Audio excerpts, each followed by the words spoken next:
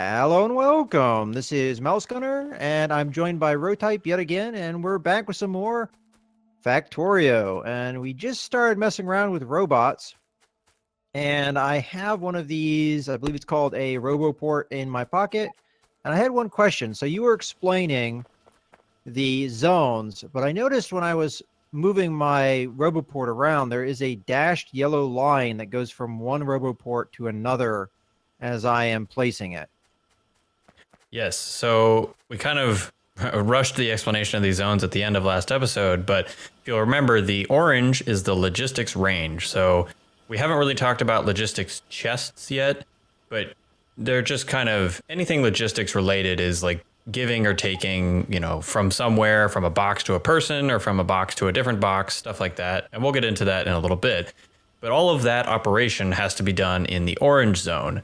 Now, if you put two Roboports close enough that their orange zones, their logistics range, connect, you get that dashed line. And that's just kind of an indicator to tell you these logistic zones are close enough that they connect and they then form one large logistics zone.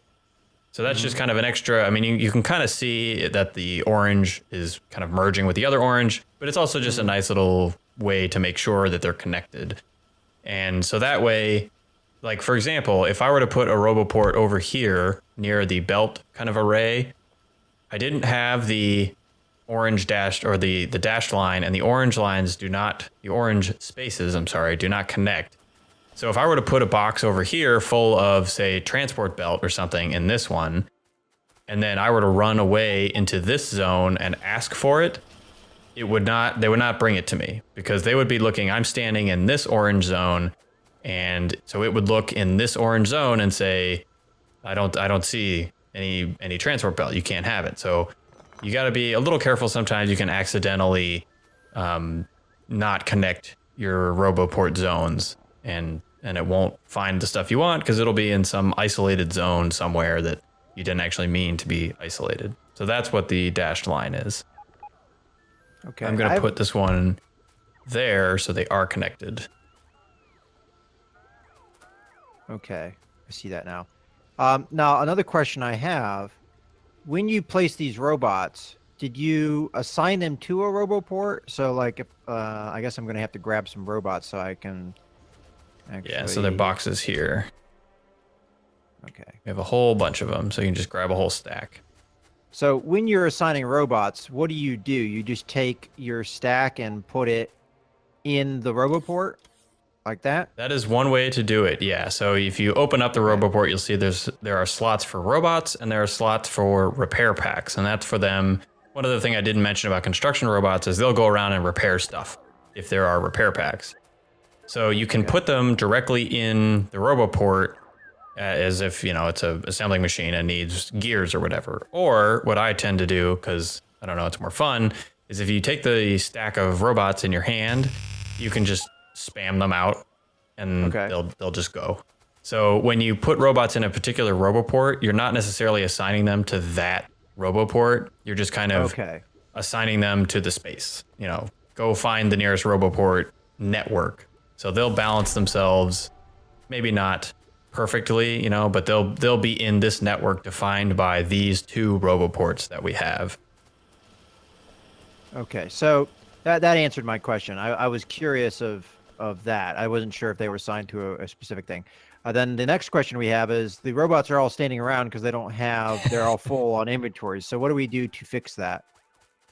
Right. So on the bottom right, you'll see two different alerts, or I suppose 173 alerts. The first one on the left says 172 objects are missing construction robots. So if you look at the map or the mini map, you'll see this blinking stuff. And it's all centered on these trees, or most of them are centered on these trees. And that means this is a bunch of stuff, a bunch of commands that I gave, and there aren't enough robots to do these commands. Like I don't have enough robots to dismantle all of these trees. What that means is the robots will have to take turns, doing one task and then coming back and doing another. So it's not like an end of the world kind of thing, but it just means you commanded too much stuff. There's not enough robots to do all these things. So that's not really a big deal. the next one, the one with the little chest on it, I mean, it's kind of hard to see. It's pretty small, but the next alert that says, not enough logistic network storage space available. So we told these construction robots to go cut down all these trees, and they've done as much as they can so far. They've cut down a bunch of trees. Now they need to put the wood somewhere from cutting down the trees. And we have not designated a storage container for them to put the wood. So that's why they're all just kind of hovering out there, just kind of floating. They're like, okay, I got the wood, but I don't know where to go. Now these that are over here eventually ran out of power. So they came back to the Roboport to charge. This is what they do when they charge. They kind of just hover over the corners. But they're still just sitting there because they don't have anywhere to put the wood. So to tell them where to put the wood, under the logistics tab of the crafting menu, you can see not the boxes on top, but the third row from the bottom, we have 2 boxes with little colors on them. There's a reddish colored one and a yellow one. The reddish one is a passive provider chest, which we will talk about later. The yellow one is a storage chest, which is what we need right now. So I just made a couple storage chests, and they're pretty easy, just a couple circuits and a steel chest. Eventually we'll automate these because we'll need a ton. And this is, I'll place them here, where the robots can put stuff. And that's pretty much it. The storage chest is a place for the robots to put stuff. So depending on what you're doing with your robot network, sometimes you'll need a ton of these. In my opinion, if you're using your robot network efficiently, you don't really need a bunch of extraneous storage chest. It's like a storage locker. Like if you're organized and use all the stuff in your house, do you really need a storage locker?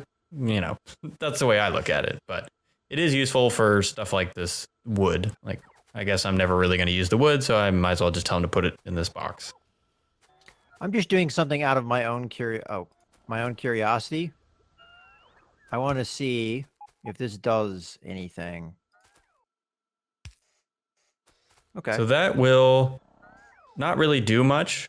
The robots don't interact with the steel chest. So that just kind of, technically what you're doing is removing items from the logistic network. So the logistics network is, not only is it the entire orange space of a Roboport, that's kind of the physical space of the logistics network. If you hover your mouse over one of the storage chests on the right, you'll see logistics system storage, and you'll see 850 wood, 860 wood, an increasing number of wood. So that will list all of the things in the logistics system. So usually when people are talking about the logistics system, they're not so much talking about the physical area defined by the orange squares. They're talking about what is in the logistics system. Because if it's not in the logistics system, my robots can't handle it. They don't know it exists. So they don't know to bring it to me or go put it in a box or whatever you're trying to tell them to do.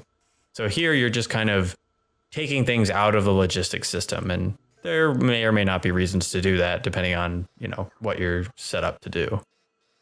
Okay, so I guess what I'm gathering you're saying, I'm trying to follow you, but I think what you're saying is you don't know where the robots are going to put things, so you can't guarantee where you can take them out from. Is that what I'm understanding?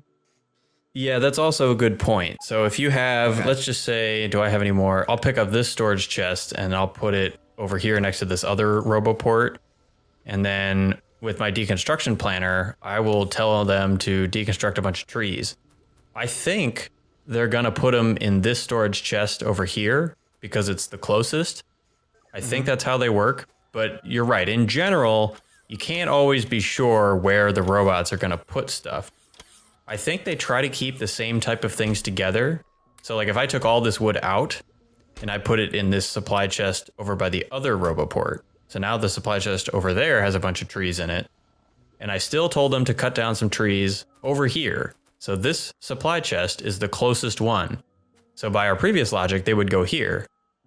But yeah, as I thought, you'll see they're going to go put it over there, because they have decided that that's where the wood goes. They saw other wood over there, so they're going to go put all the wood together. Okay. Most of it just curiosity on, how you plan for what the robots are doing. Just my own curious questions. Yeah, it can get a little interesting. So then the next question even that I don't know the answer to is if this box fills the box over here fills up with wood. So this is like the wood storage area. If the wood storage area is full, then they need to go put it in another box. Will they choose a box over here? Like if I put a second box over here, would they fill up this box and then fill up this box? Or would they fill up the first box and then just go to the closest one, which might be this one over here? I don't know the answer to that. So the long story short is you can't always count on the robots putting things in the storage system in a way that you might expect. So you got to expect your stuff to be kind of in every storage box everywhere. What some people do about that is they just put all of their storage boxes in one big centralized location, and that's just storage. And that's one way to do it. But we kind of glossed over this. There's all of these trees. You know, imagine we're bringing the bus through, and this is like, oh my God, all these trees. Bam. Robots clear the trees. Now I don't have to chop. It's kind of amazing because everybody hates chopping trees. Once you get robots, you don't have to do it. So I just run around like dismantling trees. Okay, so my next question then, because the robots will service any logistics area, if I drove down all the way down the rail track all the way over there, and I put a Roboport there, and then I put a job for them to cut trees, would the robots from over here, if they didn't have anything else to do, go all the way over there? No, not if they're not connected.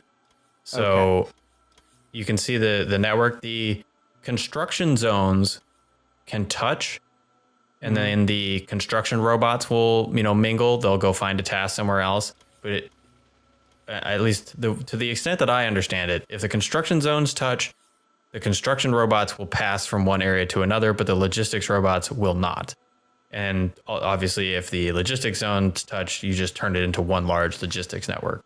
So if you wanted to put a Roboport like all the way down at that uranium we found way out there, and you did not want to bring any robots with you, if you just put a Roboport there, the only way for these robots that are currently next to us to get down there is either we take them or we string a robo network all the way down, putting Roboports, let's just say, along the rail so they're connected all the way down. That would make an enormous robo network, and then they would share tasks all along the whole way.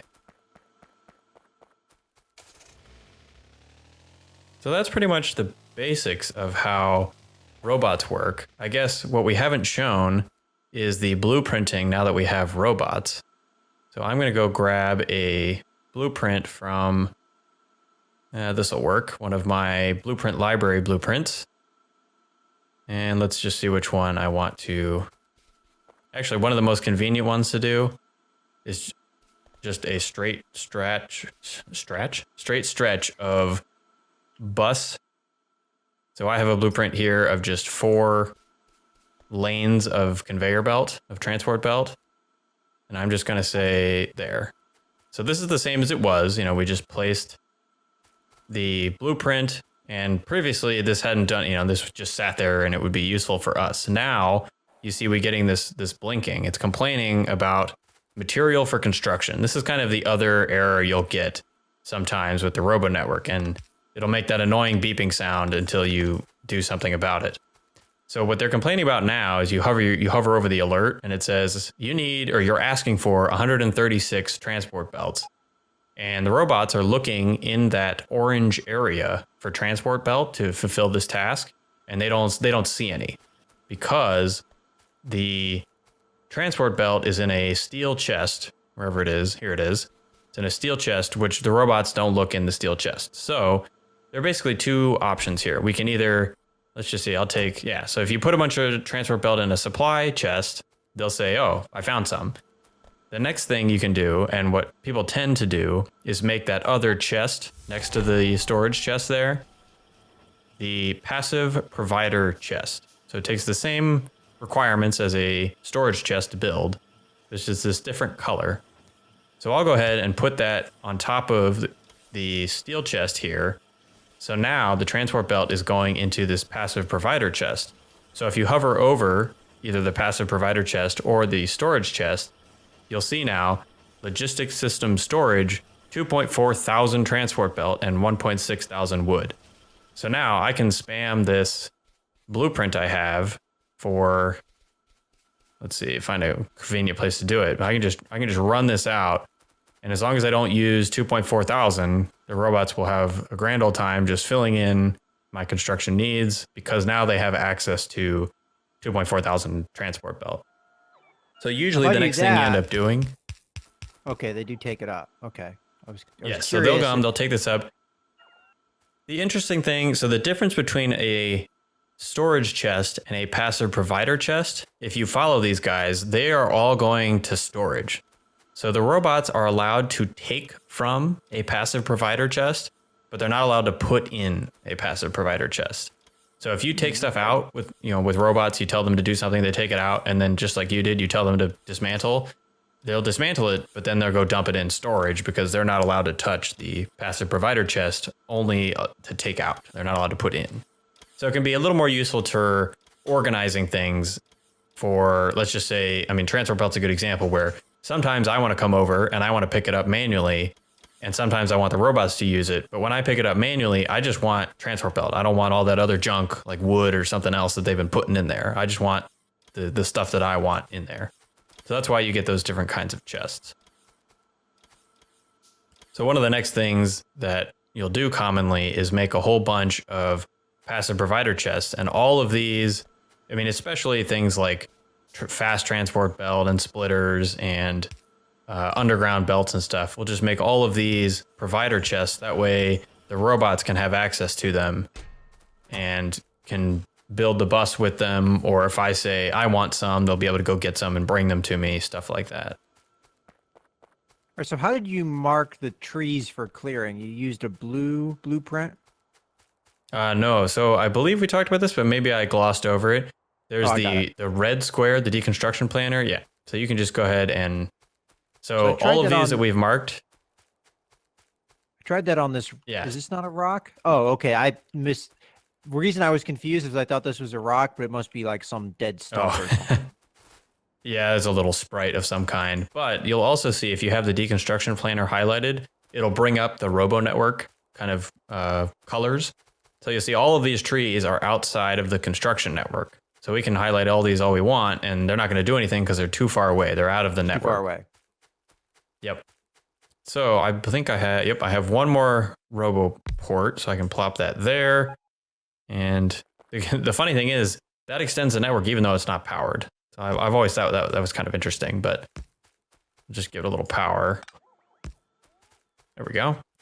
And now they'll go out and, complain that we told them to do 367 tasks and we don't have 367 robots, but they'll get it done. Mm-hmm. So this is, like I said before, one of the better ways to clear trees and rocks. So this rock again down here, it's out of the network. So, but this is a good example. You see, I got the little X on it because it's a rock that I could have mined personally, but instead of doing it, why do it personally if the robots can do it? Mm-hmm. So yeah, well, I'm excited for the possibilities now because these robots, I've got a lot of ideas for them. Let's put it that way. Oh yeah, I mean the robots are fantastic, and we haven't even gotten to the logistics robots, which are also fantastic. So once you get to robots, things really open up. And they're kind of cool to look at too. Oh yeah, and when you get thousands of them, I've had bases where I've had thousands of robots flying around, and they just swarm everywhere. And these robots are slow. Like, they're just kind of like plodding along. You can upgrade how fast they move. You can also upgrade how many things they can carry. So right now they carry, I don't know, I guess one, because our current research is cargo size 2. So right now they carry 1 unit, which as far as wood, I'm assuming that's just like 1 unit of wood, or maybe it's 1 tree. I don't know exactly how it works, but you can get them to carry all kinds of stuff, like a whole bunch of stuff, and all kinds of wonderful upgrades. What is that saying? You can blot out the sky, not with arrows, but in Factorio, you blot out the sky with robots. It's a thing. It can happen. Unfortunately, we're not making any more. Why is that? You don't have green circuits? What happened to our green circuits? Did they get cut off? It looks like they either got cut off or we're not making any. Okay. It's always a disaster when you're not making any more robots. Well, we were fixing the bus. It's possible you or I accidentally cut the line too. That's very So- true. I'm heading back to the source to see what the problem is. Well, I think we're going to go ahead and troubleshoot that off camera, as this is a good point to go ahead and put a cut in the video. So I hope you guys have enjoyed. This is MouseGunner and Rotype signing out.